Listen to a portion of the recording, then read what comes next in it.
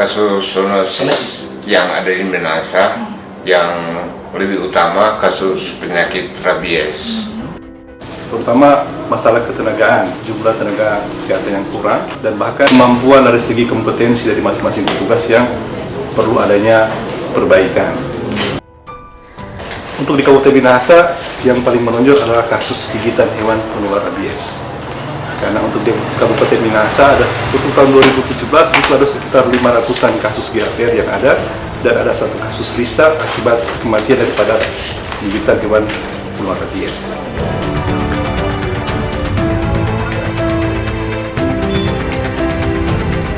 Yang paling menonjol di Kabupaten Minahasa itu kasus rabies, karena dampaknya langsung dirasakan oleh masyarakat. Dan itu ada kasus yang dilaporkan yang dapat kami tangani, dan ada kasus-kasus tidak sempat dilaporkan. Itu yang menjadi PR bagi kami, bagaimana supaya semuanya dapat ditangani secara dini. Kami swab di kloakanya. Hanya biasanya di kloaka itu adalah virusnya sudah terkontaminasi. Akan lebih baik di orofaring 360 derajat muter. Apa kabar? Hutan timbang? Hutan timbang? Baik, Bapak dan Ibu sekalian, hati-hati di jalan. Kita harus punya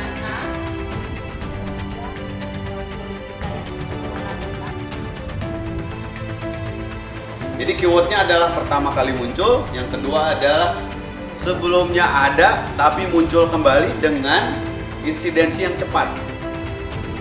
Kandang monyet, saya bersin-bersin, dan monyetnya juga terkena TBC dari saya.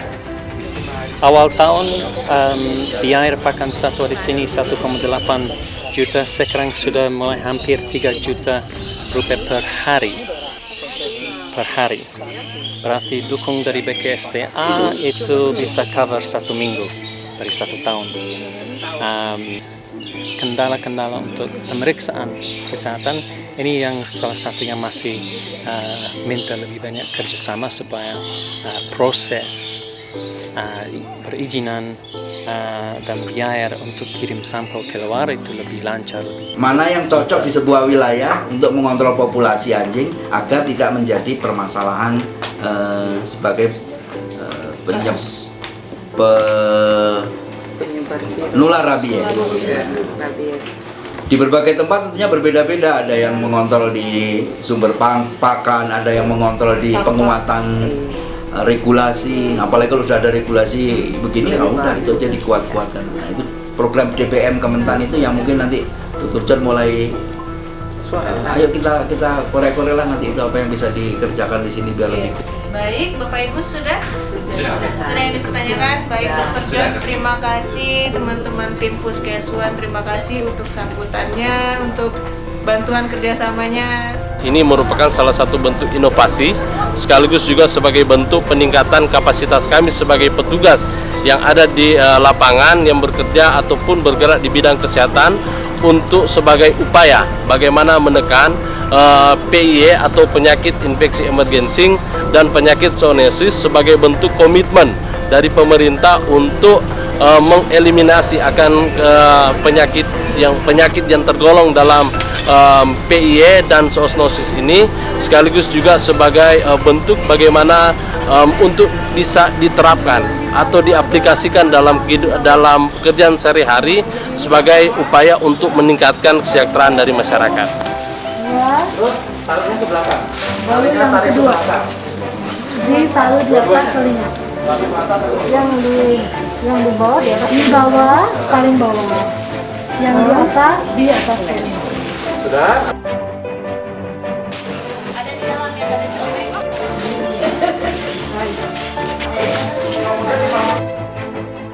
Menginstruksikan si pemilik kurang aman karena rata-rata hampir selalu memegang moncongnya, dan ini Anda harus bisa sampaikan untuk tidak melakukan seperti itu. Pak, boleh seperti main kuda-kudaan, Pak? Naik. Oke, pegang tangan depan, Pak.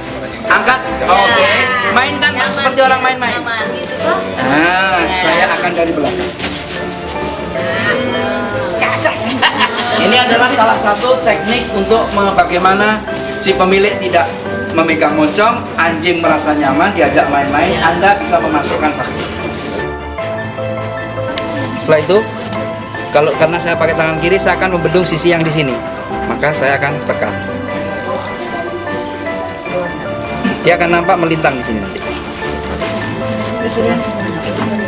Maka saya sebut teknik toki-toki sangat penting karena untuk membedakan antara vena sama urat yang lainnya.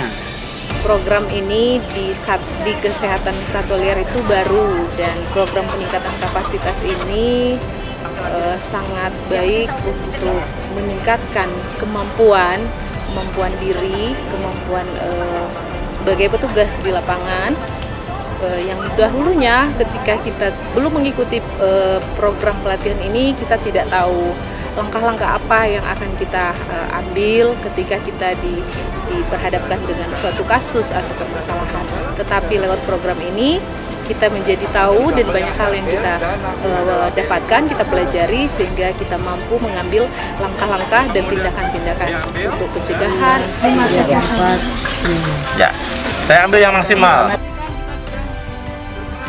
Di sini kita diajarkan dalam memahami suatu konsep One Health, di mana konsep ini ada kerjasama yang dijalin antara 3 lintas sektoral, yaitu di situ ada kesehatan hewan, ada kesehatan manusia, dan kesehatan lingkungan, dalam hal ini satwa. Di mana kami dari KLHK berperan dalam satwa liar dan lingkungan itu, Pak. Sehingga ini sangat bagus dalam mencegah dan menanggulangi EID dan zoonosis itu. Karena tidak keluar suara nanti.